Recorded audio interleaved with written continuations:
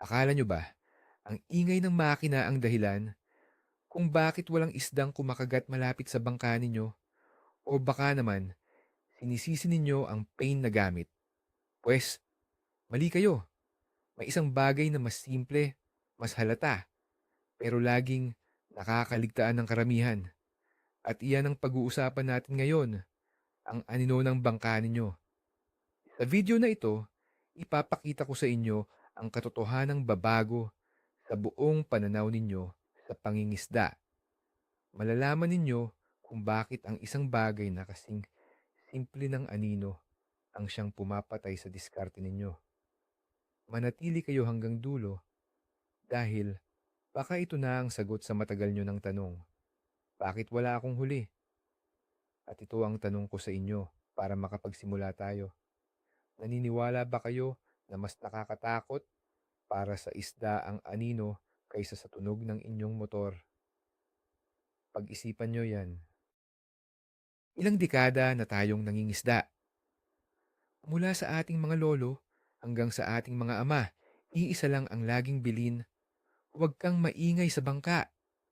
Nasanay tayo sa paniniwalang ang ingay at mga biglaang galaw ang nagtataboy sa isda. Totoo naman ito sa isang banda. Pero dahil sa sobrang pagtuon natin sa ingay, may isang mas malaking kalaban na hindi natin napapansin, ang ating anino. Isipin ninyo, karamihan sa atin, basta na lang humihinto kung saan sa tingin natin ay may isda. Basta na lang nag-aangkla ng hindi tinitingnan kung nasaan ang araw.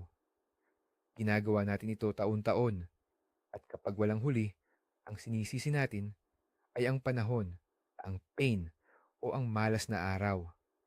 Hindi natin naiisip na baka sa unang paghinto pa lang ng bangka, itinaboy na natin ang lahat ng isda sa lugar dahil sa dambuhalang anino na nilikha natin sa ibabaw nila. Oras na para buksan ang ating mga mata sa simpleng siyensya sa likod nito. Unahin natin ang pinakapundasyon ng lahat.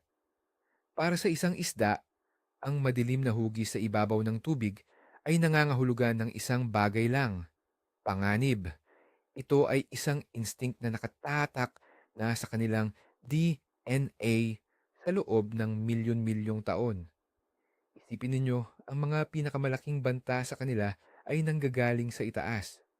Mga ibon tulad ng agila, mga lawin, at iba pang mandaragit na sumisila mula sa himpapawid. Ang unang babala na may paparating na atake mula sa itaas ay isang mabilis na pagdaan ng anino. Kaya naman, kapag ang dambuhalang anino ng inyong bangka ay tumama sa tubig, ang unang reaksyon ng isda ay hindi pag-usisa. Hindi sila nag-iisip na, ano kaya iyon? Ang automatic response nila ay takbo. Dahil sa kanilang isipan, ang malaking anino na iyon ay isang dambuhalang ibon na handa silang dagitin. Ito ang katotohanang hindi natin dapat kalimutan sa tuwing tayo ay nasa tubig. Ngayon, subukan nating silipin ang mundo mula sa paningin ng isang isda. Kapag sila ay nasa ilalim ng tubig, ang nakikita nila sa itaas ay hindi katulad ng sa atin. Mayroon silang tinatawag na window or bintana. Ito ay isang bilog na view ng kalangitan. Sa labas ng bilog na ito, ang ibabaw ng tubig ay parang salamin na nagre-reflect ng kung ano ang nasa ilalim. Anumang bagay na pumasok sa bintanang iyon, isang ibon, isang dahon, o ang bangka mo, ay nagiging isang madilim na silhouette laban sa maliwanag na kalangitan. Kitang-kita ito. Ang anino ng bangka ninyo ay hindi lang basta anino sa ilalim. Ito rin ay isang malaking madilim na butas sa kanilang langit. Ito ay isang bagay na abnormal, isang bagay na hindi natural sa kanilang kapaligiran, kaya automatiko itong nagiging senyalis ng panganib. Kaya kahit gaano pa kaganda ang penyo, kung ang bangka nyo mismo ay isang dambuhalang monster sa kanilang langit, walang isdang lalapit diyan. Para mas maintindihan natin, Gamitin natin ang isang malinaw na halimbawa, ang isang lawin na nanghuhuli ng manok. Kung nakakita na kayo nito, mapapansin ninyo na bago pa man makita ng mga sisiwang lawin, ang una nilang nakikita ay ang mabilis na anino nito sa lupa. Sa isang iglap, nagkakagulo na sila at nagtatakbuhan para magtago. Ganoong-ganoon din ang nangyayari sa ilalim ng tubig. Ang anino ng bangka ninyo ay parang anino ng isang dambuhalang lawin. Hindi na kailangan ng isda na kumpirmahin kung ano iyon. Ang instinct na anino mula sa itaas ay katumbas ng kamatayan ay mas malakas kaysa sa anumang gutom na nararamdaman nila. Kaya sa susunod na magtataka kayo kung bakit parang walang buhay sa ilalim ng bangka ninyo, isipin nyo ang mga sisiw na nagtatakbuhan. Ganyan na ganyan ang ginawa ng mga isda ilang minuto bago pa kayo maghulog ng pain. Lagi nating naririnig, huwag kang maingay. Pero pag-isipan natin ito. Ang tunog sa ilalim ng tubig ay normal. Ang tunog ng alon, ang tunog ng hangin, kahit ang tunog ng motor ng bangka, sa katagalan ay nagiging bahagi na lang ng background noise para sa mga isda, lalo na sa mga lugar na madalas daanan ng bangka. Nasanay na sila. Pero ang isang biglaang pagbabago sa liwanag, isang malaking anino na biglang tumakip sa kanila ay hindi normal. Ito ay isang visual threat. Ang tunog ay puwedeng manggaling kahit saan. Pero ang anino mula sa itaas ay laging nangangahulugan ng predator. Kaya kung mamimili ang isda, mas pipiliin pa nilang manatili sa isang maingay na lugar na maliwanag kaysa sa isang tahimik na lugar na biglang tinakpan ng isang nakakatakot na anino. Dito nagkakamali ang marami. Masyado tayong abala sa pagpapatahimik ng ating mga galaw. Pero bulag tayo sa aninong nililikha natin. Importante ring isaalang-alang ang laki ng inyong anino. Siyempre, mas malaki ang bangka, mas malaki ang anino, at mas malaki ang takot na naidudulot nito. Kung ikaw ay nasa isang maliit na kayak o paddleboard, ang anino mo ay mas maliit at hindi gaanong kapansin-pansin. Maaari itong mapagkamalan ng isda na isang malaking troso o isang ulap lang na dumaan. Ngunit kung ikaw ay nasa isang malaking bangka, isang basnig o isang speedboat, ang anino mo ay parang isang malaking kumot na tumatakip sa isang malawak na lugar. Walang isda ang hindi makakapansin niyan. Ito ang dahilan kung bakit kung minsan mas maraming nahuhuli ang mga mangingisda na nasa maliliit na bangka malapit sa pampang. Hindi lang dahil sa lalim, kundi dahil mas stealthy o mas patago ang kanilang dating dahil sa mas maliit nilang anino. Ang oras ay isa ring kritikal na salik. Pag-isipan ninyo ang posisyon ng araw sa kalangitan. Sa umaga, pagkasikat pa lang ng araw, at sa hapon, bago ito lumubog, ang araw ay nasa mababang anggulo. Ibig sabihin, ang anino ng bangka ninyo ay napakahaba. Maaari itong umabot ng 10 o 20 metro mula sa bangka ninyo. Sa mga oras na ito, mas malawak ang lugar na tinatakot ng anino ninyo. Samantalang pagsapit ng tanghaling tapat, kapag ang araw ay nasa tuktok, ang anino ng bangka ay nasa ilalim lang mismo nito. Mas maikli ito at mas maliit. Ito ang dahilan kung bakit may mga pagkakataon na mas malakas kumain ang isda sa tanghaling tapat. Hindi lang dahil sa init, kundi dahil mas maliit ang danger zone na nililikha ng anino ng mga bangka. Ang pag-unawa sa simpleng konsepto na ito ay magbibigay sa inyo ng ideya kung kailan at saan kayo dapat pumosisyon. Dahil napag-usapan na natin ang oras, isama na natin ang posisyon ng araw. Isipin nyo na ang target spot ninyo ay isang kumpol ng bato sa ilalim ng tubig. Kung ang araw ay nasa likuran ninyo, ang anino ng bangka ninyo ay direktang tatama sa ibabaw ng mga batong iyon.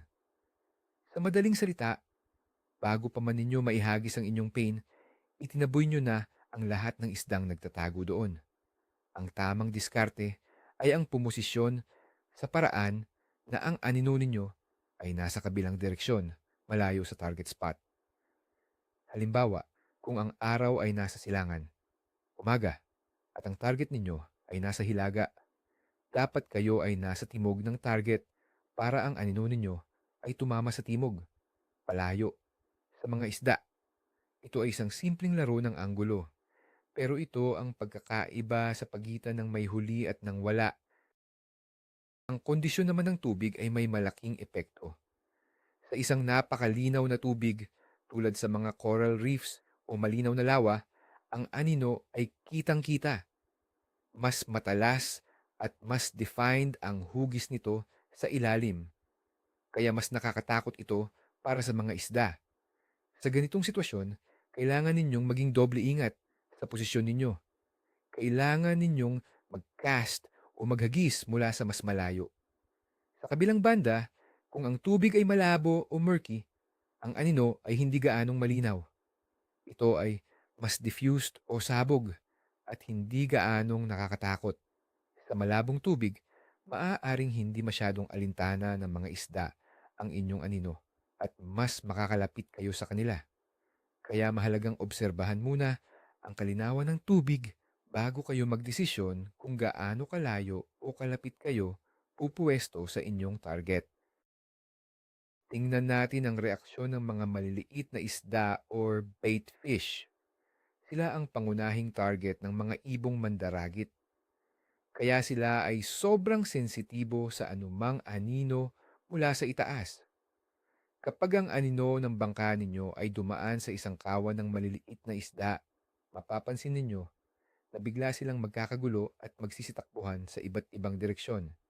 Ito ay isang malinaw na senyales. Ngayon, kung kayo ay nagtatarget ng mga malalaking isda o predator at nakita nila ang biglaang pagkakagulo ng mga bait fish, ano sa tingin ninyo ang iisipin nila? Iisipin nila na may panganib sa lugar. Kaya kahit hindi nila direktang nakita ang anino ninyo, ang reaksyon ng mga maliliit na isda ay sapat ng babala para sila man ay lumayo at magtago. Sa madaling salita, ang pagtaboy ninyo sa maliliit na isda ay pagtaboy na rin sa malalaking isda na kumakain sa kanila. Paano naman ang mga predator na isda? Hindi ba't sila mismo ay gumagamit ng mga anino para magabang ng kanilang biktima? Oo, tama. Nagtatago sila sa anino ng mga bato, mga halaman sa tubig, o mga tulay. Ginagamit nila ang anino para sa kanilang kamuflage. Ngunit, ang anino na yon ay natural at hindi gumagalaw. Ang anino ng bangka ninyo ay ibang-iba. Una, ito ay dambuhala. Ikalawa, ito ay gumagalaw. At ikatlo, ito ay nasa ibabaw ng open water kung saan hindi dapat mayroong malaking anino. Para sa isang matalinong predator, ito ay isang malaking red flag. Alam nila na hindi ito natural. Kaya sa halip na gamitin ang anino ninyo para mag-abang, iiwasan nila ito dahil alam nilang ito ay isang banta na mas malaki at mas mapanganib kaysa sa kanila. Ang anino ninyo ay hindi kanlungan para sa kanila. Ito ay isang anunsyo ng panganib. Kung ganoon pala kalaki ang problema, ano ang solusyon? Ang unang hakbang ay ang tamang pagpoposisyon ng bangka. Ito ang pinakaimportante sa lahat.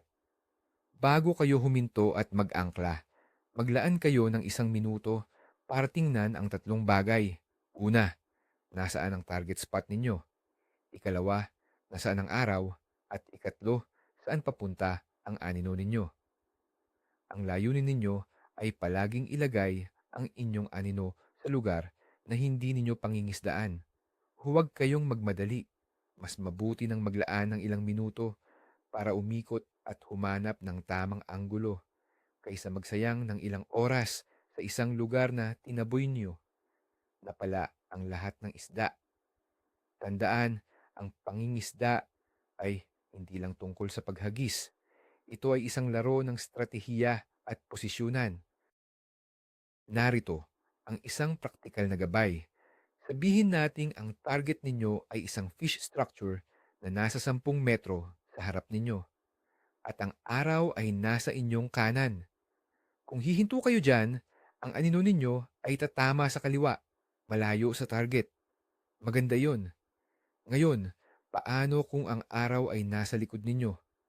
Ang anino ninyo ay tatama diretso sa fish structure. Ito ang pinakamasamang posisyon. Ang solusyon, huwag kayong hihinto doon. Sa halip, lampasan ninyo ang structure, umikot, at harapin ito habang ang araw ay nasa harap ninyo o nasa gilid.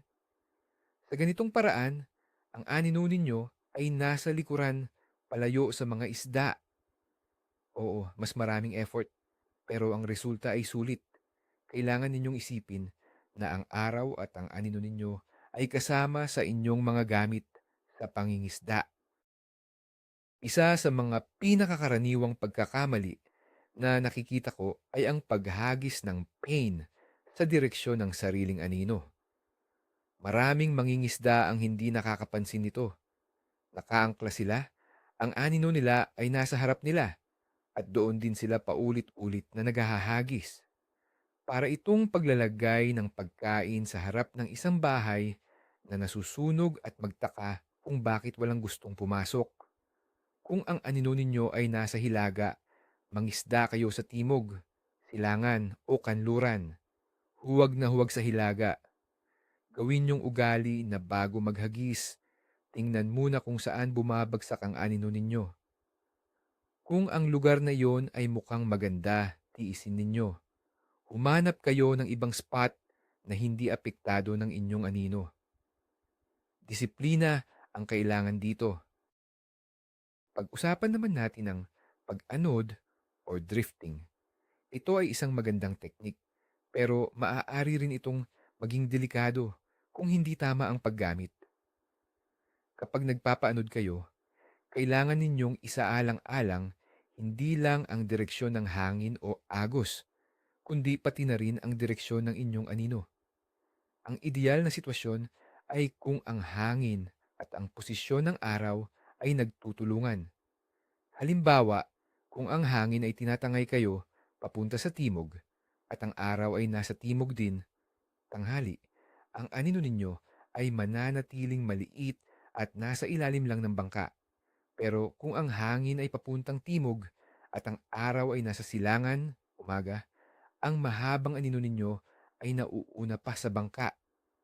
Para kayong isang malaking walis na nagwawalis ng lahat ng isda sa inyong daraanan.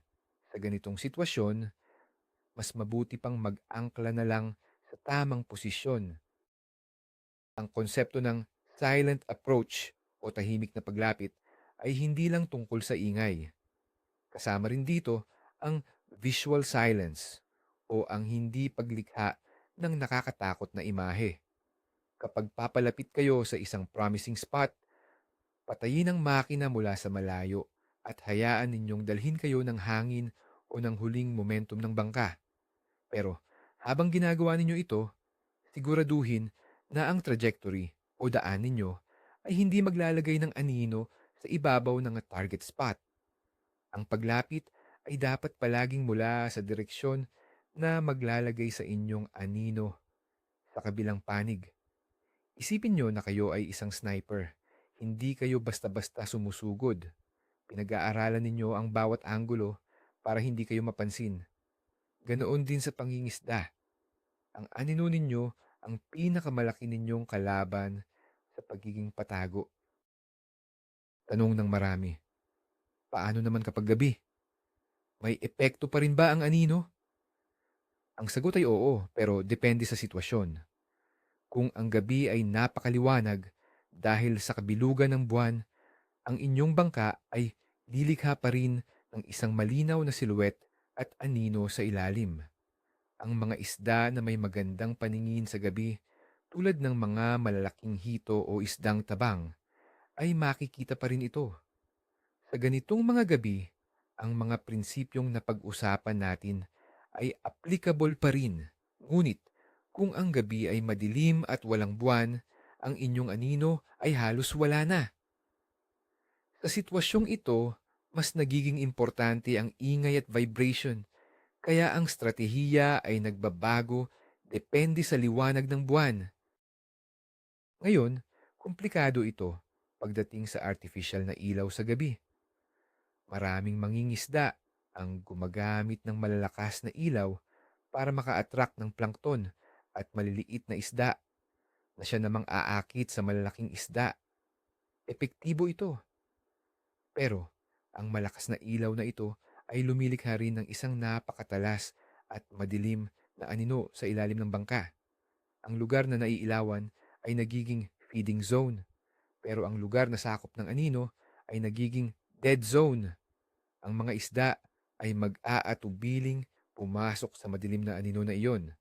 Ang tamang gawin ay iposisyon ang ilaw sa gilid ng bangka, hindi sa gitna, para ang anino ay mapunta sa isang direksyon lang. Ito ay lumilikha ng isang malinaw na linya sa pagitan ng liwanag at dilim kung saan ang mga predator ay nag-aabang. Huwag ninyong gawing kulungan ang sarili ninyo sa gitna ng sarili ninyong anino. Mayroon ding paniniwala na ang kulay ng ilalim ng bangka ay may epekto. May nagsasabing mas maganda ang puti, ang iba naman ay asul or itim. Ang totoo, ito ay may napakaliit na epekto kumpara sa anino. Isipin ninyo ulit ang bintana ng isda. Tumingin man sila sa itaas, ang nakikita nila ay ang silhouette ng bangka laban sa maliwanag na kalangitan. Kahit anong kulay pa ng bangka mo, puti, pula o itim, ito ay magmumukha pa ring itim na hugis. Kaya huwag kayong masyadong mag-alala sa pagpipinta ng ilalim ng bangka ninyo. Mas bigyan ninyo ng pansin kung saan ninyo dinadala ang anino ng bangkang iyon.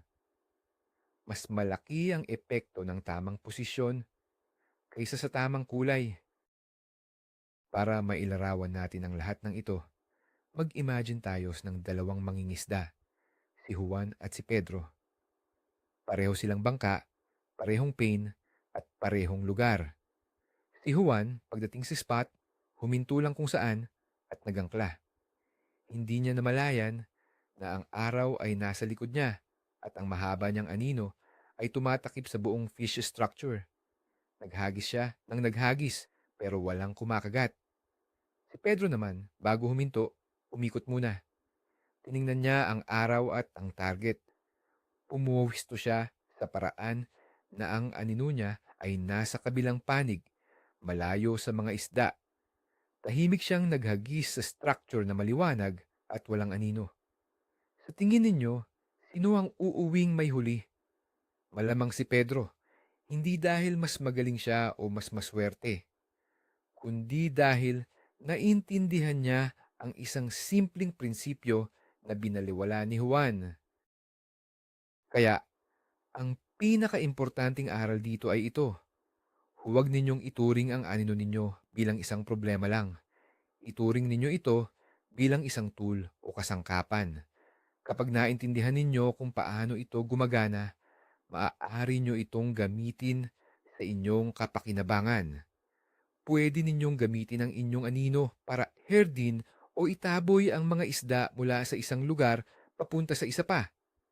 Halimbawa, kung gusto ninyong lumabas ang mga isda mula sa ilalim ng isang malaking bato, pwede ninyong iposisyon ang anino ninyo doon para mapilitan silang lumabas papunta sa inyong pain. Ang anino ay hindi lang kalaban. Kung gagamitin ng tama, ito ay maaaring maging inyong kakampi. Kailangan lang ng pag-iisip at stratehiya. Bilang pagbubuod, ang natutunan natin ngayon ay isang bagay na simple pero kayang baguhin ang resulta ng inyong pangingisda. Hindi ang ingay, hindi ang kulay ng bangka, kundi ang inyong anino ang madalas na numero unong dahilan kung bakit mailap ang isda. Naunawaan natin na para sa kanila, ang anino mula sa itaas ay senyales ng isang predator, isang instinct na hindi mabubura. Ang pinaka-aha moment dito ay noong nalaman natin na hindi natin ito kalaban, kundi isang kasangkapan kung gagamitin ng tama. Ang pagbabago sa diskarte ay simple lang. Mula sa basta-basta paghinto, ngayon mag-iisip na tayo tungkol sa araw, sa ating posisyon at sa direksyon ng ating anino.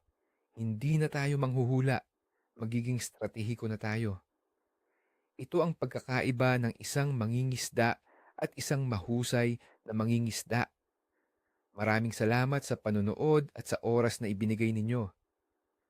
Sana ay may napulot kayong aral na magagamit ninyo sa susunod ninyong pagpalaot. Kung nagustuhan ninyo ang video na ito at may natutunan, huwag kalimutang pindutin ang like button at mag-subscribe sa ating channel para hindi mahuli sa mga susunod pa nating diskusyon.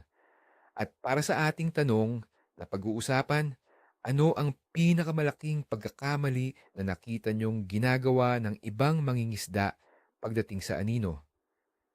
Ibahagi ang inyong mga kwento at obserbasyon sa comment section sa ibaba. Magbasa at matuto tayo sa isa't isa. Hanggang sa muli.